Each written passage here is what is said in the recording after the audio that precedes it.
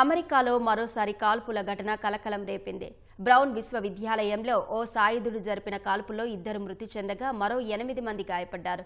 క్షతగాత్రుల పరిస్థితి విషమంగా ఉందని ప్రావిడెన్స్ మేయర్ బ్రెట్ స్మైలీ తెలిపారు. శనివారం సాయంత్రం 4:22 ఐవీ లీగ్ క్యాంపస్లోని ఇంజనీరింగ్ భవనంలో ఫైనల్ పరీక్ష జరుగుతున్న సమయంలో కాల్పుల ఘటన చోటు చేసుకుంది. వెంటనే అప్రమత్తమైన యూనివర్సిటీ యాజమాన్యం విద్యార్థులను అప్రమత్తం చేసింది. దుండగుడు క్యాంపస్లోనే ఉన్నాడని, విద్యార్థులు తామున్న గదులను లాక్ చేసుకుని మొబైళ్లను సైలెంట్ మోడ్లో ఉంచుకోవాలని సూచించింది. సాయుధుడి కాల్పులో చనిపోయిన 2, గాయపడిన 8 మంది కూడా విద్యార్థులే అని యూనివర్సిటీ ప్రెసిడెంట్ తెలిపారు. ఈ ఘటనపై దిగ్భ్రాంతి వ్యక్తం చేసిన అమెరికా అధ్యక్షుడు ట్రంప్ దుండగుడి FBI అదుపులో ఉన్నట్లు చెప్పారు.